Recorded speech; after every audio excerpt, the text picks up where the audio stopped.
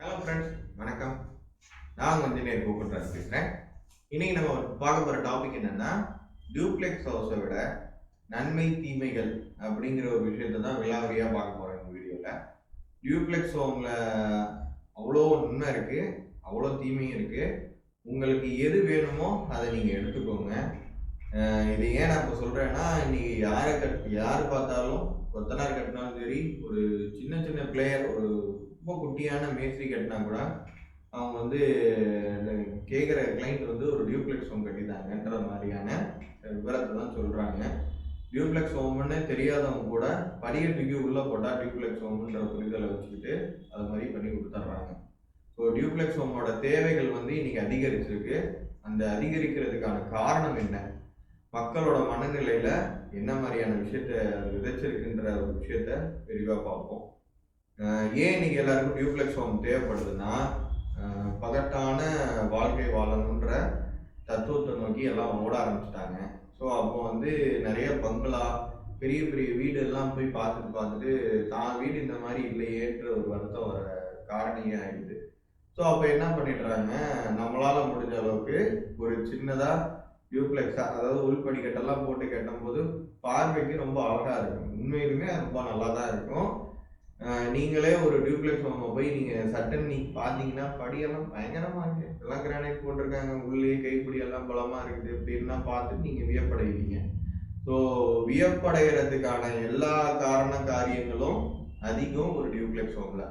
So அந்த duplex home அவசியம் தேவையா அப்படின்னு பார்த்தீங்கன்னா, உங்கள் லைஃப் ஸ்டைலுக்கு ஏற்ப நீங்கள் முடிவு பண்ணிக்கணும்.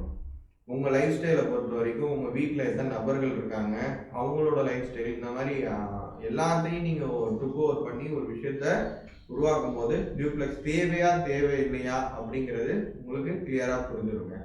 ஸோ ஃபஸ்ட்டு நம்ம டியூப்ளெக்ஸ் ஹோமோட அட்வான்டேஜஸ் பார்த்துருவோம். டியூப்ளெக்ஸ் ஹோமை பொறுத்த வரைக்கும் உங்களுக்கு வந்து தனிப்பட்ட முறையில் ஒரு சின்ன வீடு கட்டுறீங்க, உங்கள்கிட்ட இருக்கிறது 1200 ஸ்கொயர் ஃபீட் தான் இடம். ஸோ அதில் வந்து நீங்கள் கிரவுண்ட் ஃப்ளோர் ஒன்லி ஒரு சிங்கிள் ஸ்டோரி பில்டிங் கட்டுறீங்க. பார்த்தீங்கன்னா உங்களால் எல்லாம் செட்பேக் எல்லாம் போக மிஞ்சி போனால் 1000 ஸ்கொயர் ஃபீட்டோ இல்லை 950 ஸ்கொயர் ஃபீட்டோ தான் கட்ட முடியுதுன்னு வைங்க. அதில் வந்து நீங்கள் தலைகீழ நின்று தண்ணி குடித்தாலும் உங்களால் 300 ஸ்கொயர் ஃபீட்டுக்கு மேலே அந்த லிவிங் ஹாலை டிசைன் பண்ண முடியாது. டியூப்ளெக்ஸ் ஹோமை பொறுத்த வரைக்கும் நீங்கள் கிரவுண்ட் ஃப்ளோரில் வெறும் லிவிங் கம் கிச்சன் மட்டும் பிளான் பண்ணிவிட்டு ஃபர்ஸ்ட் ஃப்ளோரில் நீங்கள் 2 ரூம் பில்ட் பண்ணிக்கலாம். தாராளமாக 2 ரூமோ 3 ரூமோ. இதே 1200 ஸ்கொயர் ஃபீட்டில் நீங்கள் வந்து கிரவுண்ட் ஃப்ளோரில் வந்து ஒரு லிவிங் ஸ்பேஸ் 450 ஸ்கொயர் ஃபீட் கூட நீங்கள் ஒர்க் அவுட் பண்ணலாம். அந்த மாதிரியான வழிமுறைகள் இருக்குது, வாய்ப்புகள் இருக்குது.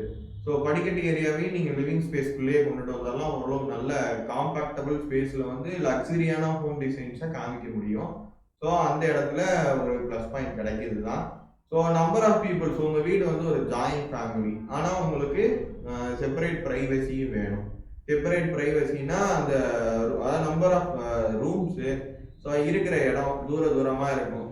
ஒரு கிச்சனை விட்டால் அடுத்த ரூம் எங்கிட்டோ இருக்கும், அடுத்து டிராயிங் ரூம் எங்கிட்டோ இருக்கும், பூஜா ரூம் எங்கிட்டோ இருக்கும். இந்த மாதிரியான ஒரு கலவையான ஒரு விஷயம் உங்களுக்கு வேணும்னா டியூப்ளெக்ஸும் ரொம்ப ரொம்ப பொருத்தமான ஒரு வீடாக தான் உங்களுக்கு இருக்கும். ஏன் அப்படி சொல்கிறேன்னா, ஒரு கார்னரில் ஒன்று இருக்கும், இன்னொரு கார்னரில் போனால் நீங்கள் மாடி ஏறி போயிட்டு இன்னொரு கார்னரில் இன்னொரு இடம் இருக்கும். ஸோ பெட்ரூமுக்கும் கிச்சனுக்கும் ஹாலுக்கோ கொஞ்சம் தொடர்பற்ற சூழல் கிடைக்கும் போது ப்ரைவேட் ஸ்பேஸ் அதிகமாக கிடைக்கும். உங்கள் வீட்டில் வந்து நீங்கள் ஒரு ஜாயிண்ட் ஃபேமிலி, நம்பர் ஆஃப் கப்புள்ஸே ஒரு 4 கப்புள் இருக்கீங்கன்னு வச்சுக்கோங்க, தாராளமாக ஒரு 3 பெட்ரூம் ஹால் கிச்சன் வச்சபடியான ஒரு டியூப்ளெக்ஸ் பெட்ரூம் பில்டிங் வந்து பர்ஃபெக்டாக பொருந்தும் உங்கள் வீட்டுக்கு. ரொம்ப கன்வீனியன்ட் லைஃப் ஸ்டைலுக்கு உங்களுக்கு உட்படுத்தின மாதிரியான விஷயத்த அது ஏற்படுத்தி கொடுத்துருங்க. இன்னொன்று வந்து, இன்னைக்கு நம்ம வீடு கட்டிடுறோம், அது வந்து நாளைக்கு ரீசேல் ஆகுமா அப்படிங்கிற ஒரு எண்ணம் உங்களுக்கு இருக்கும். கம்பேரிட்டிவ்லி ரியல் எஸ்டேட் இண்டஸ்ட்ரியை பொறுத்த வரைக்கும் டியூப்ளெக்ஸ் ஹோம் செல்லிங் வந்து சிங்கிள் ஸ்டோரி பில்டிங் செல்லிங்கை விட ரொம்ப ஈஸியாக தாங்க இருந்திருக்கு. ஏன்னா போகும்போது பார்க்கும்போது உங்கள் கண்ணுக்கு என்ன தெரியுது அதுதான் விலையாயிடுச்சு இன்னைக்கு. ஸோ நீங்கள் பார்க்கும்போது அந்த வீடு ரொம்ப ரொம்ப பிடித்தமான ஒரு வீடாக, அந்த படியெல்லாம் பார்க்கும்போதே நீங்கள் சொன்னேன்ல, நான் ரியலைஸ் பண்ணிடுவீங்க, உங்கள் கண்ணுக்கே அது தெரிஞ்சிடும் அப்படிங்கிற ஒரு விஷயத்த சொன்னேன்ல. ஸோ அப்போ என்ன ஆகிடுது, ரீசேல் வேல்யூ ஏன் அதிகம் சொல்கிறேன்னா, உங்களுக்கு பிடிச்சிருக்குன்னா இந்த மாதிரி பார்த்ததும் பிடிக்கிற நபர்கள் வந்து ரேஷியோ அதிகமாக இருப்பாங்க. நீங்களே அந்த மாதிரி தான் அந்த வீடை வாங்கியிருப்பீங்க. அதே மாதிரி உங்கள்கிட்ட வாங்குறவங்களும் அதிகமாக இருப்பாங்க. கம்பேரிட்டிவ்லி சிங்கிள் ஸ்டோரி விற்கிறத விட டியூப்ளெக்ஸ் ஹோம் விற்கிறது கொஞ்சம் ஈஸி தான். வாங்குற அளவுக்கு அந்த குவாலிட்டி ஆஃப் பில்டிங் வந்து இருக்கணும். கண்டிப்பாக இருந்திருந்தால் ஈஸின்னு வச்சுக்கோங்க. நீங்கள் நான் பாட்டுக்கு வாங்கி போட்டு 2வது மாடலில் என்ன நடக்குது, மொட்டை மாடலில் என்ன நடக்குது, எதுவும் மெயின்டெனன்ஸ்லாம் நீங்கள் பண்ணாமல் வச்சுருந்தீங்கன்னா இந்த வாக்கியம் அது பொருந்தாது.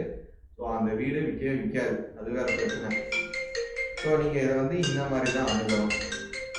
அடுத்து உங்களுக்கு ஒரு மாதிரி ஒரு ரிலாக்ஸேஷனை தரும். வீடு ஃபுல்லாக ரிலாக்ஸேஷனை பெட்டர் ரிலாக்ஸேஷன் தருங்க. ஏன்னா நீங்கள் ஒரு இடத்துக்குள்ளேயே நீங்கள் ட்ராவல் பண்ணிட்டே இருக்கிற மாதிரியான ஃபீலை கொடுக்கும். ஃபீல் குட்டுன்னு சொல்லுவாங்க. வீடே கொஞ்சம் மன திருப்தி கொடுக்குற இடம் தான். அந்த மன திருப்தியை டியூப்ளெக்ஸ் ஹோம் நல்லாவே கொடுக்கும். நீங்கள் ஒரு இடத்துல இருந்து இன்னொரு இடத்துல ட்ராவல் பண்ணுறவங்க அப்பா மன நிறைவு இருக்குது, இவ்வளோ பெரிய வீடு நம்மளோட வீடு, நம்ம நல்லா வாழ்ந்துட்டோம் போல, அந்த மாதிரியான எண்ணம்லாம் உங்களுக்கு ஏற்படும் போது அது ஒரு அற்புதமான எண்ணத்தை உங்கள் மனசுக்கு ஏற்படுத்துகிறோம். இன்னொன்று வந்து நீங்கள் அதை எப்படி வேணாலும் கஸ்டமைஸ் பண்ணலாம். கஸ்டமைசேஷன்னா நீங்கள் வந்து நாளைக்கு நீங்கள் இங்கே ஒரு பெட் அண்ட் காட் போடுறீங்க, இங்கே ஒரு சோஃபா யூனிட் போடுறீங்கன்னா நாளைக்கு அங்கிட்டு இங்கிட்டு ரிசம்பிள் பண்ணாலும் வீடு நல்லா பொலிவோட அழகோட தான் உங்களுக்கு தெரியும். ஸோ டியூப்ளெக்ஸ் ஹோமை பொறுத்த வரைக்கும் குறைகளை விட நிறைகள் ரொம்ப ஜாஸ்தி தான். அது மறுக்க முடியாது தான். ரொம்ப ஆத்ம திருப்தியும் உங்களுக்கு தரும். வாங்கும்போது ஆத்ம திருப்தி நிறைய தரும். கொஞ்ச நாள் கழிச்சு ஆத்ம திருப்தியெல்லாம் உங்களுக்கு குறைஞ்சி போயிடும். எதுக்காக சொல்கிறேன்னா, நீங்கள் மெயின்டெனன்ஸ் பண்ண விரும்பாதவர்னா டியூப்ளெக்ஸ் ஹோம் நீங்கள் வாங்கவே கூடாது, கட்டவும் கூடாதுங்க. ஏன்னா மெயின்டெனன்ஸ் வந்து பயங்கரமாக உங்களுக்கு வேலை வைக்கிற ஒரு இடமா டியூப்ளெக்ஸ் ஹோம் இருக்கும். இது ஒரு பெரிய disadvantage.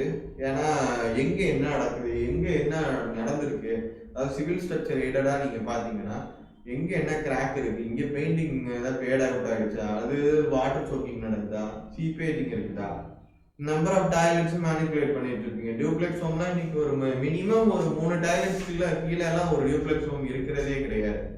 So number of toilets இம்ப்ரூவைஸ்டாக இருக்கும் போதே நீங்கள் அது வாட்டர் ப்ரூஃபிங் அது இதுன்னு பயங்கரமாக மெயின்டைன் பண்ணால் மட்டும்தான் நீங்கள் அந்த வீட்டை பயன்படுத்த முடியும். ஸோ இது எதையுமே நீங்கள் சிந்திக்காமல் ஆசை மட்டும் டியூப்ளெக்ஸ் ஹோம் மேலே வச்சுருந்தீங்கன்னா கண்டிப்பாக அந்த டியூப்ளெக்ஸ் ஹோம் உங்களுக்கு வரம் கிடையாது, சாபம் தான்.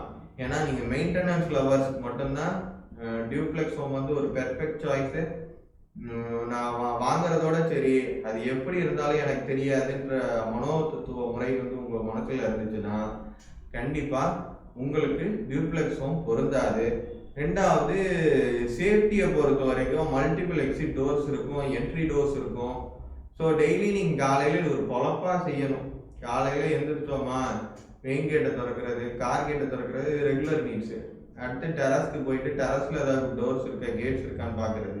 அடுத்து பால்கனிஸில் ஏதாவது டோர்ஸ் இருந்தால் அந்த டோர்ஸை க்ளோஸ் பண்ணுறது, அந்த கேட்ஸ் இருந்தால் அந்த கேட்ஸை க்ளோஸ் பண்ணுறது. ஸோ நீங்கள் ப்ரைவசி செக்யூரிட்டி அப்படின்னு பார்த்தீங்கன்னாலும் ஒரு பெரிய டிராஸ்டிக்கல் டிஸ்அட்வான்டேஜ் இந்த டியூப்ளெக்ஸ் ஹோம் உங்களுக்கு கண்டிப்பாக தருது, மறுக்க முடியாது தான். நீங்கள் வந்து எல்லா இடத்தையும் உங்களால் மானிட்டர் பண்ண முடியாது. ஏன்னா வீடு பெருசாக கிடக்கும், ஒவ்வொரு இடத்துல ஒன்று கிடக்கும். கண்டிப்பாக நீங்கள் போய் ஒவ்வொரு இடத்தையும் இன்ஸ்பெக்ட் பண்ணி இந்த விஷயத்தை புரிஞ்சிக்கவே முடியவே முடியாது. மொபிலிட்டியை பொறுத்த வரைக்கும் பெரியவங்க, இப்போ நீங்கள் வயசில் கட்டிட்டீங்க வீட்டை, ஒரு 35லேருந்து 40 வயசில் அந்த வீட்டை யாருமே கட்டி முடிச்சிட்டீங்க. ஸோ ஆனால் அதை வந்து நீங்கள் ஒரு வயசாகுது, உங்களுக்கு ஒரு 60 வயசு ஆகுது, ஒரு 55-60 வயசு ஆகுது, நீங்கள் ஃபர்ஸ்ட் ஃப்ளோரில் சவுத் வெஸ்ட் கார்னரில் இருக்கிற மாஸ்டர் பெட்ரூமில் லீவ் பண்ணியிருந்துருப்பீங்க. நாளடைவில் என்ன ஆகும், படி இல்லைன்னா நல்லா இருக்குமே, கீழே அப்படியே ஹால்லேருந்து ரூம் போகிற மாதிரியான விடயம் இருந்துச்சுன்னா எனக்கு வாகுவாக இருக்குமே அப்படிங்கிற எண்ணம் வந்து ரொம்ப உறுத்த ஆரம்பிச்சிடும். அப்போ வந்து டியூப்ளெக்ஸ் ஹோம் உங்களுக்கு பிடிக்காம போயிடும். ஸோ என்ஜாயபிள் ஸ்டேஜில் டியூப்ளெக்ஸ் ஹோம் வச்சுக்கோங்க. ரிட்டையர்ட் லைஃப் சுச்சுவேஷன் வருது, நான் மல்டிபிள் ஹோம்ஸ் இருக்குது, மல்டி ஸ்டோரி கான்செப்ட்ஸ் வந்து எனக்கு வேண்டாம் அப்படின்னு சொல்லிட்டு எனக்கு சிங்கிள் ஹோம் போதுன்ற பக்குவம் மனசில் வரும்போது டியூப்ளெக்ஸ் ஹோமை விட்ரா பண்ணிவிடுங்க. தாராளமாக நீங்கள் ஒரு சிங்கிள் ஸ்டோரி ஹோமில் மட்டும்தான் வசிக்க முடியுன்ற இயல்பை மட்டும் புரிஞ்சுக்கோங்க. ஏன்னா ஒரு ஃப்ரீ அவங்க வாக் ஸ்பேஸ் வந்து வயசாக வாக் ஸ்பேஸ் குறைய ஆரம்பிச்சிடும். நீங்கள் வந்து ஒரு 30 வயசில் வாக் ஸ்பேஸ் நிறையா இருக்கும். தோட்டத்தை போய் பராமரிக்கிறதா இருக்கட்டும், நீங்கள் ஒரு சின்ன சின்ன டீட்டெயில்ஸையுமே சர்வீஸ் ஏரியா க்ளீன் பண்ணுறதா இருக்கட்டும் எல்லாமே நீங்களே பண்ணுவீங்க. 40 வயசில் அது ஒரு 10% குறைஞ்சிரும். 50 வயசில் அது ஒரு 40% குறைஞ்சிரும். 60-70 வயசுலலாம் உங்கள் ரூம் தான் உங்கள் வீடே, அவ்வளோதான் உங்கள் கணக்கே. எப்படி நீங்கள் 1000 ஸ்கொயர் ஃபீட்டை பார்த்த மாதிரியோ அதே மாதிரி 100 ஸ்கொயர் ஃபீட்டை பார்க்க ஆரம்பிச்சிருவீங்க. நிறைய பெரியவங்க ரூம்குள்ளெல்லாம் போய் பார்த்தீங்கன்னா அவங்க ரூம்குள்ளேயே அவங்க ஒரு வீடு செட்டப்பை உருவாக்கி வச்சுருப்பாங்க. ஒரு சைடு கெட்டில் வச்சுருப்பாங்க, இன்னொரு சைடு இண்டக்ஷன் ஸ்டவ் வச்சுருப்பாங்க, இன்னொரு சைடு வார்ட்ரோப் யூனிட்ஸ் இருக்கும், இன்னொரு இடத்துல கண்ணாடி இருக்கும். அதாவது அவங்க இன்னொரு இடத்துல ஏதாவது செடி வளர்த்துட்டு இருப்பாங்க, இன்னொரு இடத்துல மெடிசன் பாக்ஸ். சுற்றி பார்த்தீங்கன்னா அந்த ரூம் தான் அவங்க உலகம், டிவி தான் உலகம்.